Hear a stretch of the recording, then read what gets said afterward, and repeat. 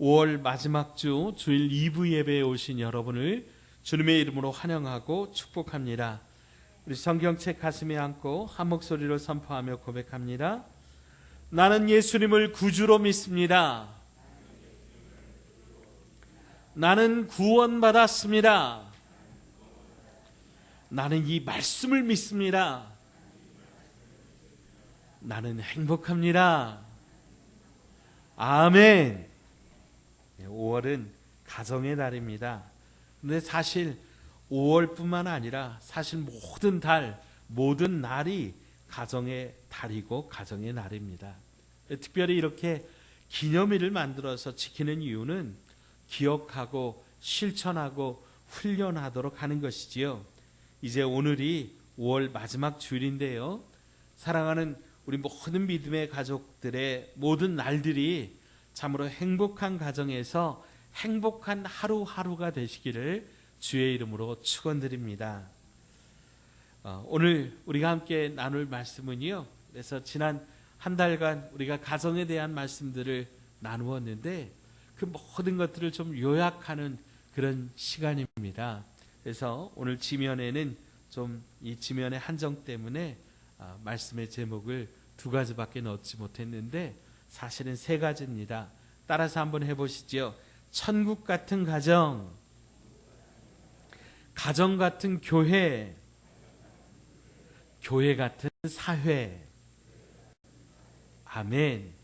예, 오늘은 이런 3가지의 제목을 가지고 같이 말씀을 나누며 은혜 나누도록 하겠습니다. 먼저 천국 같은 가정입니다. 가정은 하나님께서 이 땅 가운데 만드신 첫 번째 제도입니다.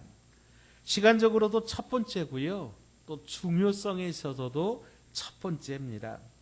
가정은 학교보다 더 중요한 교육기관이고 법과 질서의 관점에서 볼 때 국가보다도 더 중요한 기관이고요. 또 교회보다 더 근본적으로 중요한 종교 교육기관입니다. 어느 콩가루 같은 그런 집이 있었대요.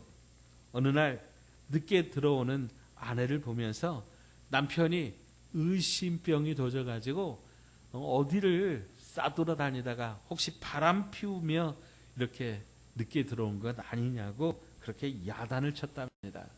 그러자 뭐가 뭐 한다고 그냥 아내가 네가 바람 피웠으니까 나한테 덮어 씌우는 거 아니냐 그러면서 서로 그렇게 막 옥신각신 주먹 다지며 오가고 고함과 욕설이 그렇게 오갔답니다.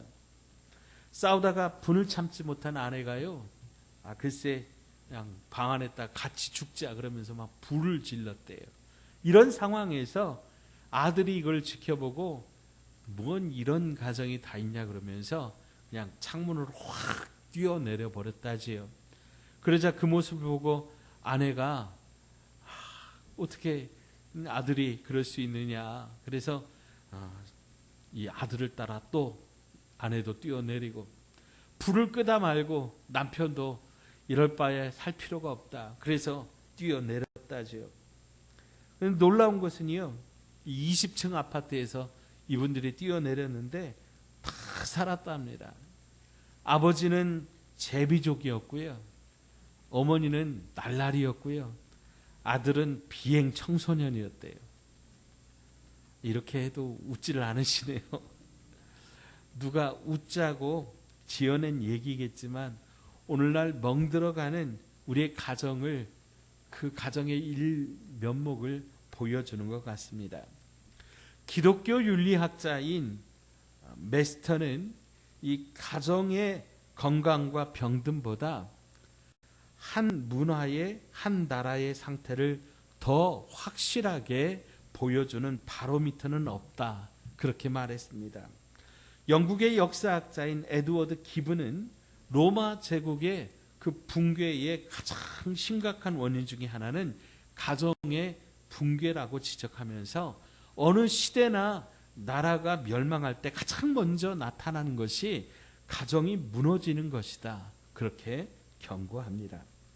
최근 인터넷에 21세기 지향형 결혼 문화를 지향한다고 하는 자유동거 사이트인 프리커플 사이트가 만들어졌다 그래요. 네티즌을 대상으로 한 동거 선호도 설문조사에서 동거를 찬성한다. 그러니까 결혼보다 자유로운 동거를 원한다고 하는 대답이 전체 응답자 중에 75.3%, 또 결혼을 전제로 한 동거는 찬성한다.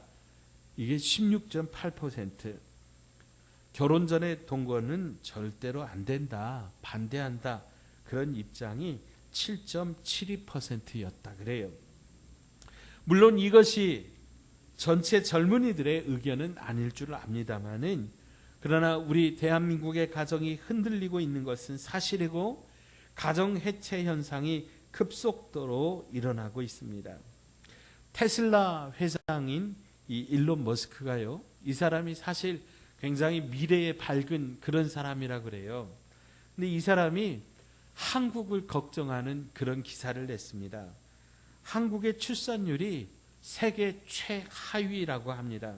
2020년도를 기준으로 했을 때 0.84%. 그러니까 결혼한 가정이 한 사람도 낳지 않는 그런 시대가 되었다고 하는 거죠. 그래서 일론 머스크가 이대로 가다가 한국은 3세대 안에 현재 인구의 6% 미만으로 감소하게 될 것이다. 그래서 나머지 인구는 대부분 60대 이상으로 되어갈 것이고, 그렇다 보면 한국은 이제 희망이 없는 그런 나라, 소망이 없는 그런 나라가 될 것이다. 그런 전망을 내놓았다 그래요.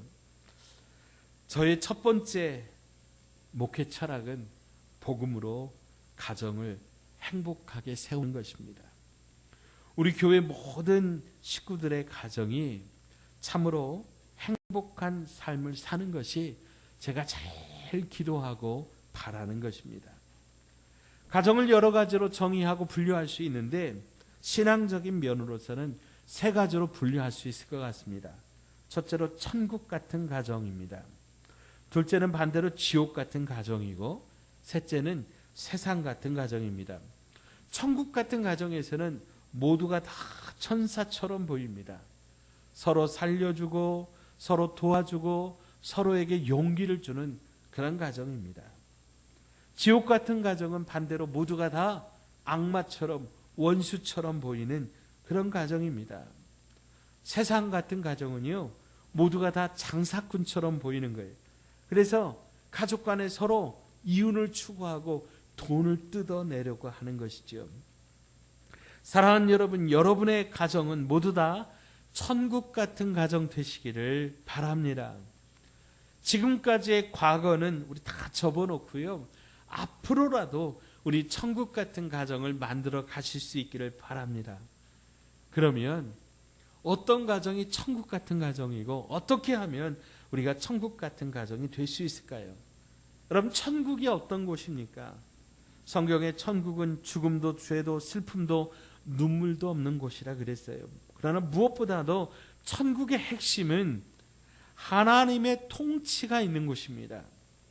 부부끼리 살든 아이들과 함께 살든 가난하게 살든 부자로 살든 병이 들었든 건강하든 사회적인 지위가 있든지 없든지 그 가정에 하나님의 통치가 있다면 그 가정은 천국 같은 가정이라고 말할 수 있습니다. 하나님, 우리 가정을 다스려 주십시오. 하나님, 우리 가정 구성원들이, 하나님, 우리 가정의 모든 일들이 하나님의 다스림 받기를 원합니다. 그런 마음가짐의 상태가 우리 가정을 천국으로 만들어 가는 것이지요. 그런 가정의 대표적인 모델 중에 하나가 오늘 우리가 함께 읽은 본문에 기록된 고넬료의 가정입니다. 이 고넬료는 이제 예루살렘에 거주하고 있었는데, 예루살렘에 살던 로마의 백부장이었습니다. 그러니까 예루살렘을 로마가 정복하고 있었는데 그 로마의 백부장, 100명의 부하가 있는 그런 군대의 장교였어요. 그리고 유대인 입장에서 보면 그는 이방 사람이었죠. 그런데도 그는 이 유대에 와서, 예루살렘에 와서 하나님을 알고 하나님을 섬기는 사람이 되었습니다. 그는 경건한 사람이었습니다. 돈이 있다고 방탕하지 않았고요. 권력이 있다고 교만하지 않고 겸손했습니다. 항상 구제하는 사람이었고요. 하나님 앞에 늘 기도하는 사람이었습니다. 그의 가족은 어떠했을까요? 그의 권위에 순종하여 모두 하나님을 경외하는 삶을 살았습니다. 온 집안 식구가 이 아버지 고넬료를 따라서 경건했습니다. 일가와 친구들까지 고넬료의 가정에 함께 모였습니다. 즉 고넬료가 인덕이 있었기에 그가 초대한 자리에 모두 다 달려갔고요. 그 자리에서 베드로를 통해서 예수 그리스도가 누구신지 알고 저들이 예수 그리스도를 자기들의 인생의 구주로 고백하고 세례를 받았으며 모두 다 성령 충만함을 받게 됩니다.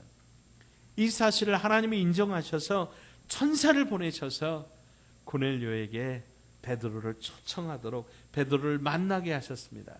물론 앞에서 말씀드린 것처럼 이 고넬료가 주변의 모든 사람들에게도 그렇게 인덕을 베풀어서 그가 사람들에게도 인정받았고요.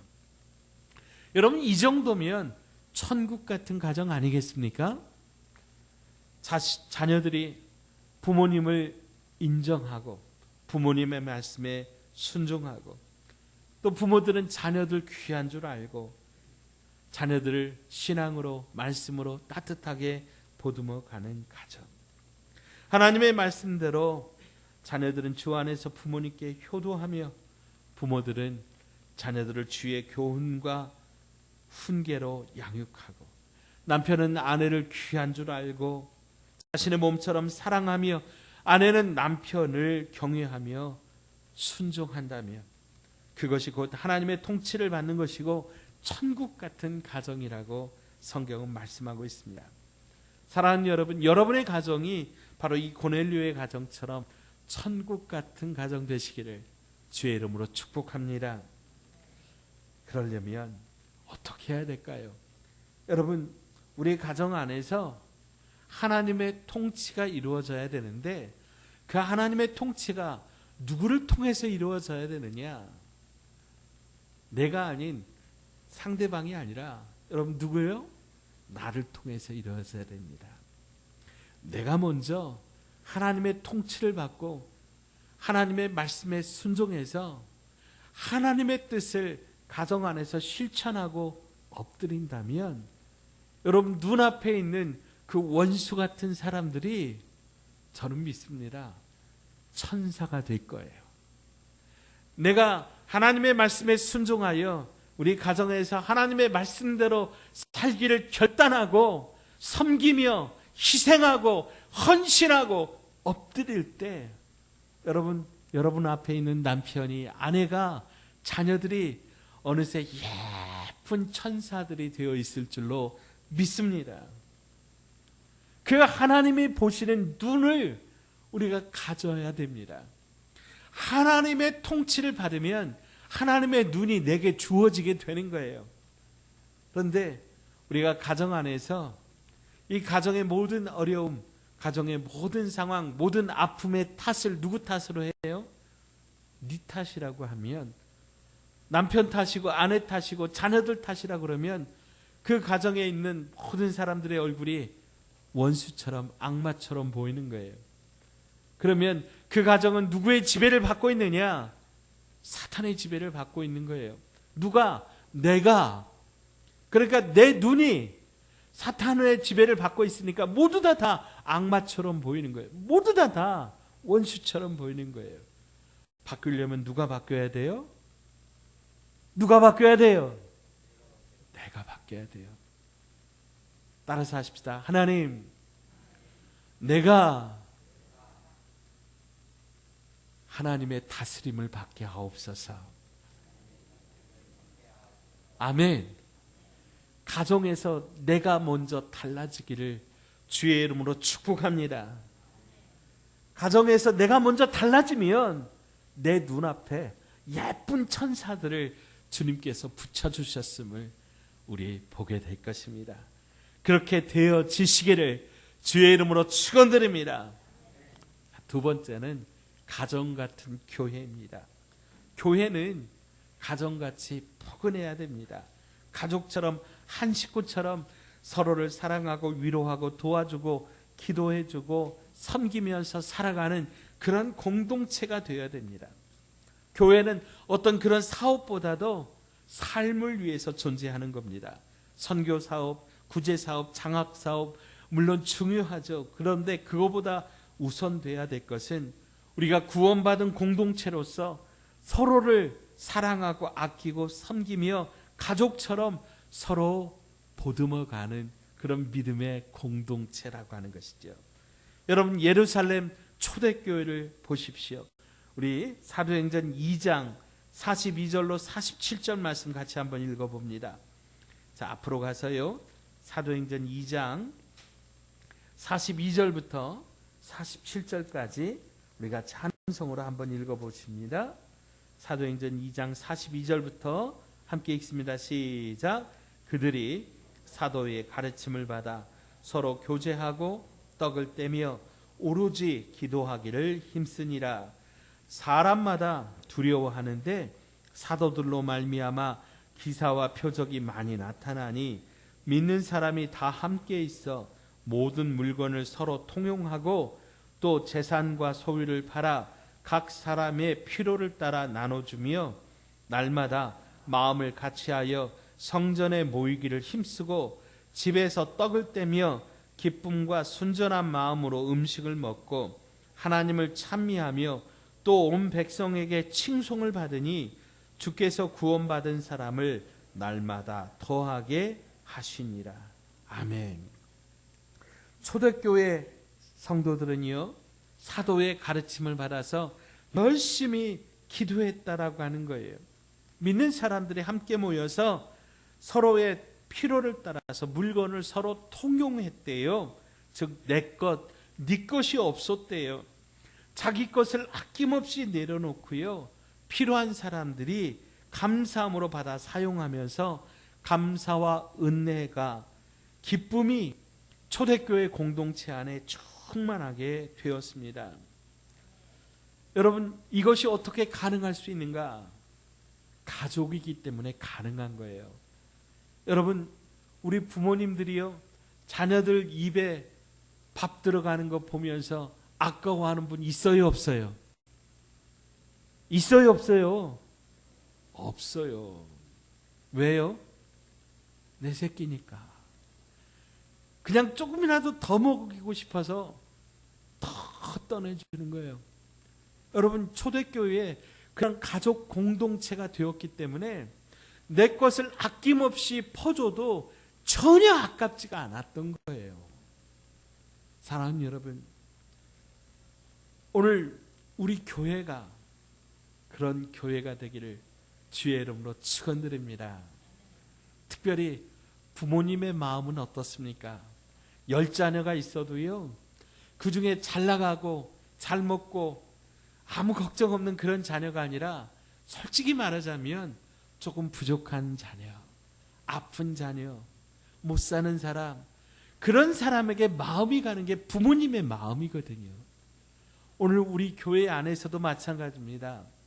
다 신앙생활 잘하고 열심히 하고 건강한 그런 믿음의 우리 식구들보다 사실은 어쩌면 좀 부족하고요, 어쩌면 조금은 좀 정말 좀 신앙생활 제대로 못하는 것 같고 조금은 좀 아픈 것 같은 그런 사람에게 마음이 가는 것이, 그것이 진짜 하나님의 마음이고 그것이 진짜 우리 사랑하는 믿음의 가족들의 마음이고, 먼저 믿은 사람들이 그런 마음을 가져야 된다라고 하는 것이죠.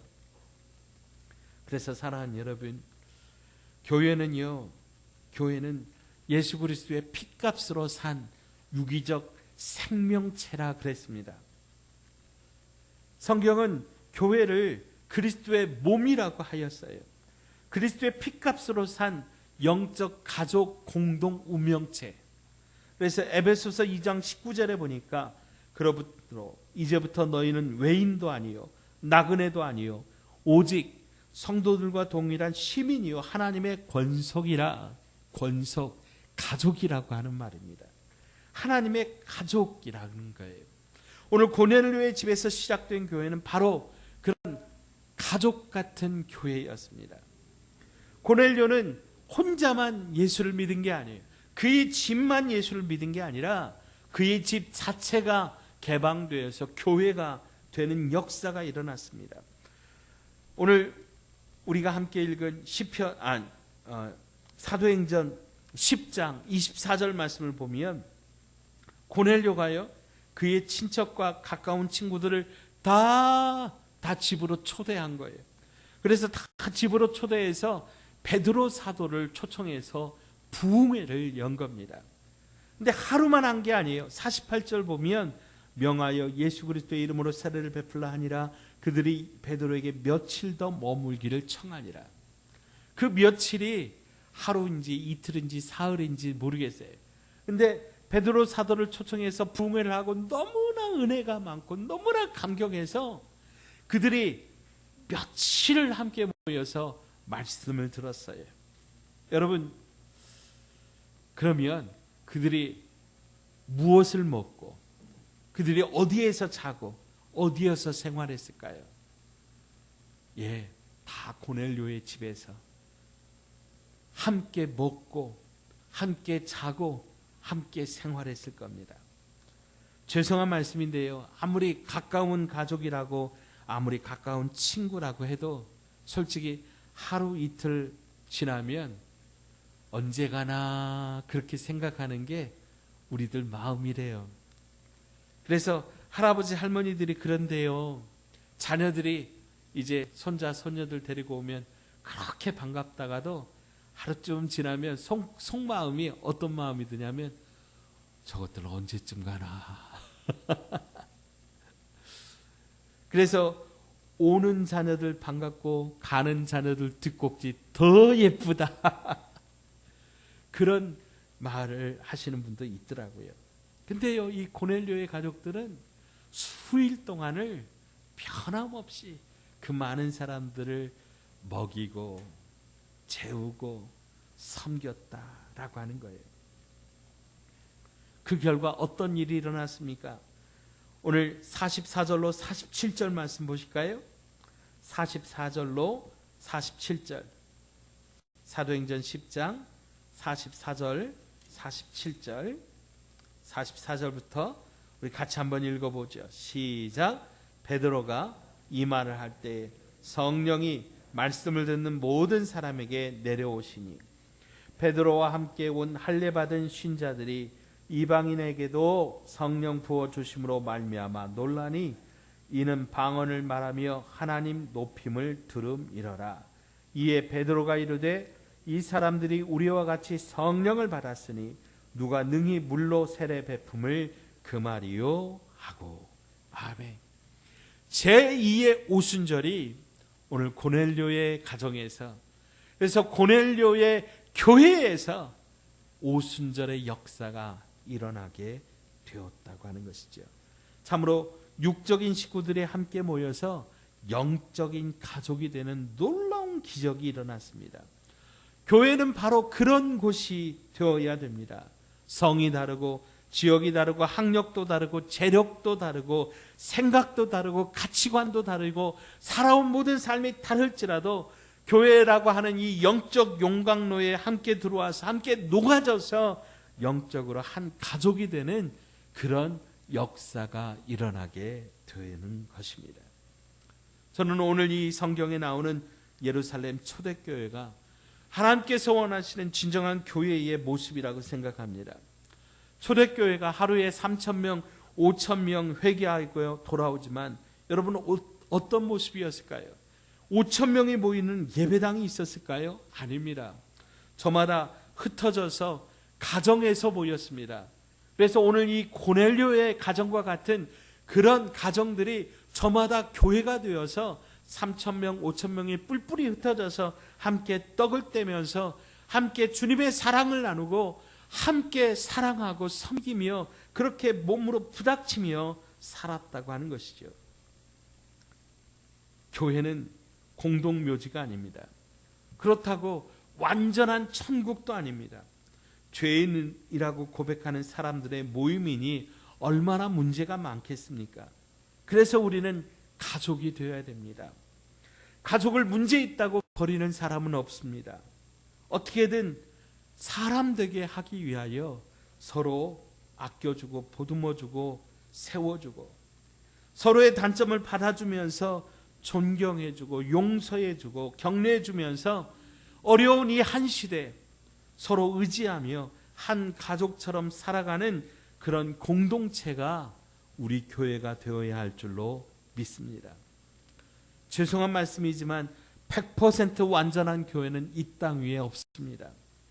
우리는 서로 조금 불완전하여도 서로의 그 불완전한 모습, 조금 모자란 그 부분을 서로 채워가면서 우리 사랑으로 보듬어가는 교회가 되어야 될 줄로 믿습니다.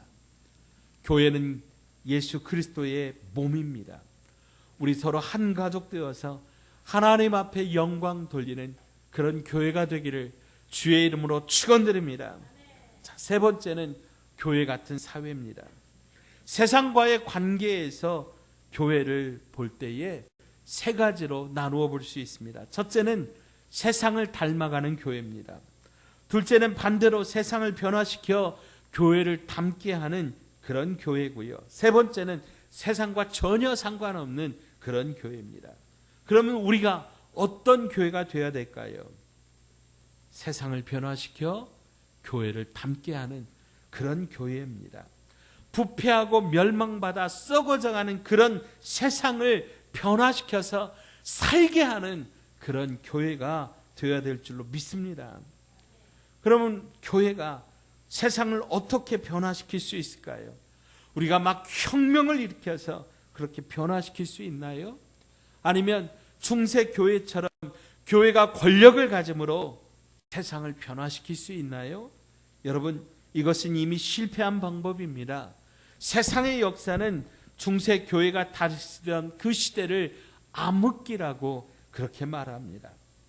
교회가 세상을 변화시키는 가장 좋은 방법은 우리 성도들이 예수님을 닮은 삶으로 교회를 통해서 아름다운 이 모델을 보여주는 겁니다. 천국 생활의 삶을 보여주는 겁니다. 사도행전 2장 47절 말씀 우리가 읽었는데요. 하나님을 찬미하며 또 온 백성에게 칭송을 받으니 주께서 구원받은 사람을 날마다 더하게 하시더라. 아멘. 초대교회 성도들은 하나님 앞에서 찬양하며 예배하며 또한 저희들이 믿음으로 살았더니 주변에 있는 온 백성들이 이 사람들을 칭찬했어요. 이 예루살렘 초대교회 사람들을 저희들이 칭송했어요. 세상 사람들이 성도들을 보고 너희들 정말 대단하다. 너희들 정말 잘 살았다. 너희들 정말 귀하다. 어떻게 그렇게 살 수 있느냐. 그렇게 칭찬했다는 거예요. 여러분, 우리 그리스도인들은 두 번 회심해야 된다 그래요. 첫째는 하나님 앞에서, 예수님 앞에서 우리가 회개하고 돌아서야 되고, 그리고 예수님과 함께 세상을 향해서 회개해야 된다라고 하는 거예요. 우리가 예수님을 똑바로 믿으면 세상을 향해서 우리가 달라진 모습을 보여주어야 한다는 거예요. 여러분, 고넬료 가정에서 시작된 교회를 보십시오. 이 교회가 이방 선교의 문을 여는 교회가 되었는데 어떻게 그렇게 될 수 있었습니까? 자기들만 잘 먹고 잘 사는 그런 안주하는 교회가 아니라 백성들을 많이 구제했습니다. 예수를 믿든 안 믿든 간에 이 고넬료의 가정을 통해서, 고넬료의 가정에 있는 교회를 통해서 많은 백성들이 도움을 받았어요. 또 그것을 하나님이 인정해 주셨어요. 또 그 집 종들이 인정을 합니다. 그리고 유대 족속들이, 고넬료를 통해서 통치를 받고 다스림을 받는 유대인들이 오늘 이 고넬료를 인정하고 있습니다. 사랑하는 여러분, 세상의 변화는 많은 숫자로 인해서 일어나는 게 아닙니다. 소수의 진정한 신앙인으로부터 변화는 시작됩니다. 하나님은 아브라함을 통해 새로운 역사를 시작하셨습니다. 모세를 통해 이스라엘 백성을 애굽으로 이끌어 가셨고 여호수아를 통하여 가나안으로 인도하셨습니다. 예수님은 11제자를 통해 세상을 뒤덮으셨습니다. 세상을 뒤엎어버렸습니다. 하나님께 붙들린 소수의 사람들, 그 사명자들이 세상을 변화시키는 겁니다. 주님의 나라를 뜨겁게 사모하는 그 한 사람에 의하여 세상은 변화되는 것입니다. 오늘 저와 여러분이 빛과 소금의 직분을 잘 감당할 때 세상은 변화됩니다. 우리는 세상을 닮은 교회가 아니라 세상이 교회를 닮게 만드는 그런 사람들이 되어야 됩니다. 덴마크의 아버지라고 불리는 그룬투비 목사님이 있습니다. 이 그룬투비 목사님이 살던 그 시대는 당시 덴마크가 이 독일과의 전쟁에서 패해가지고 이 독일의 막대한 배상금을 물어주면서 덴마크의 곡창지대인 슬레스빅 홀슈타인 지역을 이렇게 독일에 빼앗기게 되었대요. 여러분, 이 홀슈타인 지역에서 나오는 그 그 보리를 가지고 전 세계에 지금 독일 맥주 산업이 지금 번창하고 있잖아요. 근데 그 지역이 바로 이 지역입니다. 경제가 파탄이 났고 덴마크 국민들이 좌절과 시리에 빠져 있었고 어두운 사회 분위기 가운데 알코올 중독자들이 늘어나고 있었습니다. 이 그룬투비 목사님은 어떻게든지 시리를 벗어나서 적극적으로 삶을 개척해서 이제 다시 한번 살아보자라고 하는 그 의식개혁 운동을 주창을 했는데 그 안에는 물론 기독교 정신이 있었고 특별히 루터와 칼빈의 종교개혁 이념이 그 안에 있었습니다. 그래서 그룬투비 목사님은 덴마크 역사상 최초의 성인 기숙학교를 세우는데 이 성인 기숙학교를 통해서 석 달 동안 함께 먹고 자고 일하면서 이 정신 개조, 이 마음을 개조하는 그런 일을 했어요. 이 그룬투비 목사님이 내세운 세 가지의 구호가 있습니다. 하나님을 사랑하자, 이웃을 사랑하자, 그리고 땅을 사랑하자. 이 세 가지의 사랑의 정신을 가지고 덴마크의 이 땅이 굉장히 농사짓기 험한 그런 땅이었는데 이 땅을 개간하는 거예요. 나무를 심고 또 여기에 맞는 목축업을 개발을 해서 이제 덴마크 전 지역에 이 일을 교회가 중심으로 해서 보급한 거죠. 그 결과 이 덴마크가요 낙농업으로 선진국이 되어서 여러분 지금 덴마크는 세계에서 정말 가장 살기 좋은 그런 나라가 되었지 않습니까? 그런데 여러분 놀라지 마십시오. 우리나라가 이만큼 잘 살게 된 그 운동의 배경에 새마을 운동이라고 하는 그 새마을 운동이 자리를 잡았다. 새마을 운동 때문에 이렇게 되었다. 그렇게 생각하는 분들이 많이 있습니다. 그런데 이 새마을 운동이 어디에서 들어왔느냐? 바로 이 덴마크에서 들어왔습니다. 이 새마을 운동을 우리나라에 들여오신 분이 이분이 유태영 박사이신데요. 이분이 덴마크의 왕실 장학생으로 덴마크의 왕실에서 이제 국비를 대어 가지고 이분을 덴마크로 초청을 해서 덴마크에서 가르친 거예요. 뭘 덴마크에 가서 공부를 하셨냐면 그룬투비 목사님의 그 세 가지 사랑의 정신, 또 기숙학교에서 가르쳤던 그 모든 커리큘럼들, 그것들을 다 가지고 와가지고 그것으로 무엇을 만들었느냐? 새마을 운동의 기초 이념, 그 기본 커리큘럼, 그것들을 다 이분이 설계한 거예요. 그래서 이 새마을 운동을 이 유태영 박사님이 우리나라에 시작을 하게 된 것입니다. 즉 무슨 얘기예요? 그룬투비 목사님 이 한 분이 하나님 앞에서 나라를 생각하고 깨어서 기도하면서 받은 그 하나님의 마음을 가지고 시작한 그 작은 물결이 덴마크라고 하는 한 나라를 살렸을 뿐 아니라 여러분 이 대한민국을 오늘까지 이렇게 살게 하였다고 저는 믿습니다. 사랑하는 여러분, 여러분의 가정이 천국 가정, 천국 같은 가정 되시기를 주의 이름으로 축복합니다. 또한 우리 교회가 따뜻한 가족 공동체가 되기를 주의 이름으로 축복합니다. 마지막으로 우리 교회가 이 지역사회를 정말 교회와 함께 만드는, 그래서 정말 사람을 살려주는 그런 살게 하는 믿음의 공동체가 되기를, 그런 거룩한 교회가 되기를 주의 이름으로 축원드립니다.